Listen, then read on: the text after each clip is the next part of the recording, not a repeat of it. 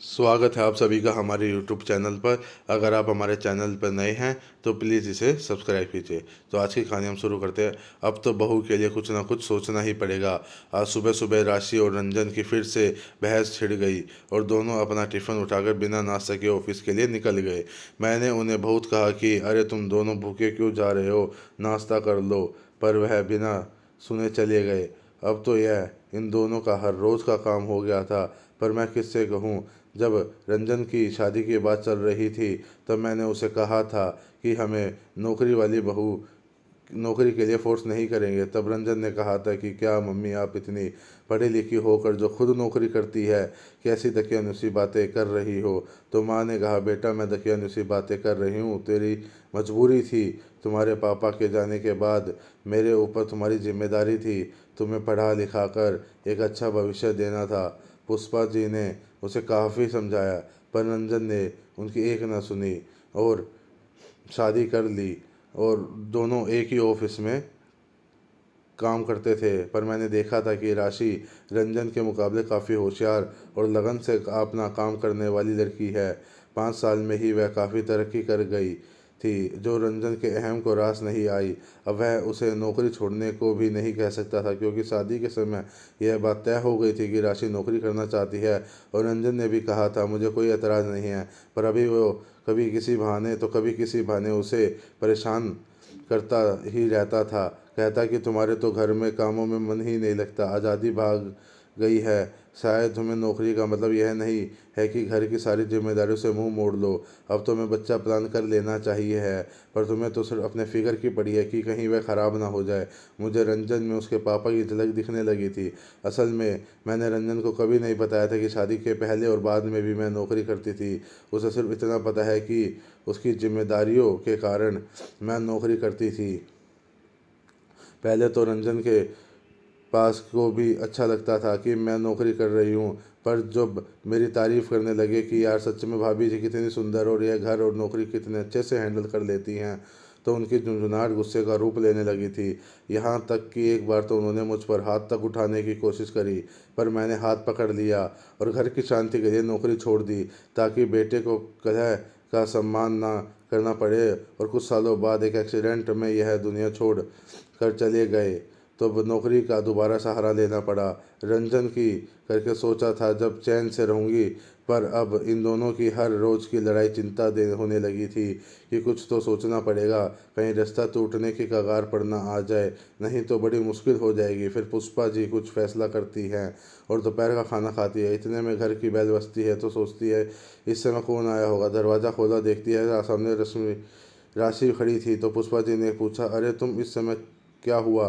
तो राशि से कहती है, कुछ नहीं मम्मी जी, थोड़ा सर में दर्द हो रहा है ना, इसलिए हाफ डे लेकर आई हूँ। तो पुष्पा जी कहती है, ठीक है, तुम अपने कमरे में चले जा, चेंज करो और मैं तुम्हारे लिए चाय बना कर लाती हूँ। फिर वह चाय लेकर उसके कमरे में जाती है। तो राशि कहती है, सॉरी मम्मी जी, मेरी वजह से आपको तकलीफ़ हुई। तो पुष्पा जी ने कहा, अरे चाय बनाना इतना भी बड़ा कोई काम नहीं है, तुम चाय पियो और लेट जाओ। राशि चाय पीकर थोड़ी देर लेट जाती है। मैं उसके मन के अंदर को महसूस कर पा रही थी। धीरे धीरे उसके बालों में हाथ फेरने लगी और उससे पूछा, राशि तुम्हें कोई बात परेशान कर रही है क्या। मैंने सबने कहा तो तुम्हारा मन हल्का हो जाएगा। तो एकदम से राशि को आंखों में आंसू निकलने आते हैं। वह बैठकर तेज तेज रोने लगती है। मैंने उसे चुप नहीं करवाया था, क्योंकि कभी कभी रोने से मन हल्का हो जाता है। कुछ देर रोने के बाद वह चुप हो जाती है। फिर कहती है, मम्मी जी मैं बहुत परेशान हो चुकी हूँ। पहले तो रंजन घर में ही परेशान करते थे, अब तो ऑफिस में भी परेशान करते हैं। आज अपने दोस्त के सामने कह रहे थे, इन औरतों को कि घर में रखो तो बढ़िया है, बाहर निकलते ही उड़ने भरने लगती हैं, सोचने लगती हैं। तो मैंने कहा, राशि तुम नौकरी छोड़ दो। तो राशि ने कहा कि मम्मी जी है, आप क्या कह रही हो। तो पुष्पा जी ने कहा, अरे सच में नहीं, झूठ बोल कि नौकरी छोड़ने के लिए कह रही हूँ।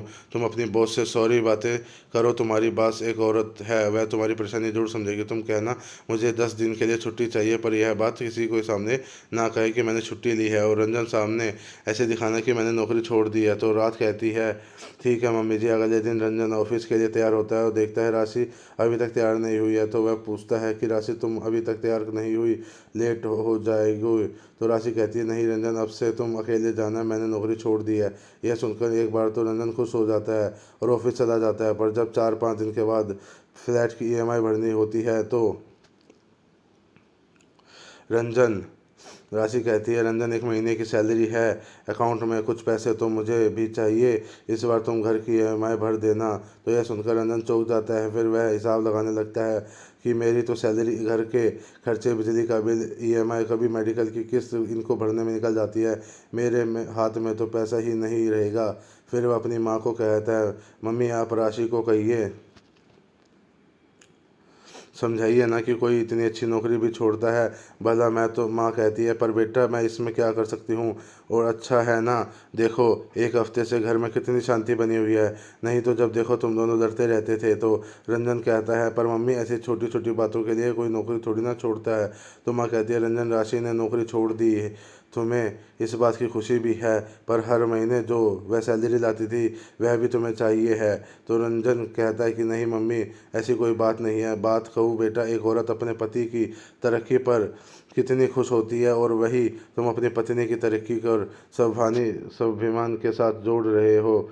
तो क्या तुम अपनी पत्नी की तरक्की में खुश नहीं हो सकते हो? बेटा, खाली मॉडर्न कपड़े पहनने से ही हम मॉडर्न नहीं होते हैं, हमारी सोच भी मॉडर्न बनानी पड़ती है, तभी तो घर का, समाज का सुधार होगा। रंजन माँ के सामने बोल नहीं पाता और शर्म से उसके आगे झुक जाती है। राशि को जाकर कहता है, राशि तुम मुझे खुश करने के लिए नौकरी मत छोड़ो, मैं अपने किए पर बहुत शर्मिंदा हूँ। पता नहीं मुझे क्या हाँ से यह जलन की भावना आ गई। तो तुमसे बहुत प्यार करता हूँ, आगे से कभी भी तुम्हें शिकायत का मौका नहीं दूंगा। राशि रंजन के गले लग जाती है और दरवाजे पर खड़ी सासू माँ को आंखों से धन्यवाद देती है। प्लीज़ हमारी स्टोरी पे कमेंट कीजिए अगर आपको हमारी स्टोरी पसंद आई हो तो। और धन्यवाद हमारी वीडियो देखने के लिए, और प्लीज़ हमारे चैनल को सब्सक्राइब कीजिए। आप सभी का धन्यवाद।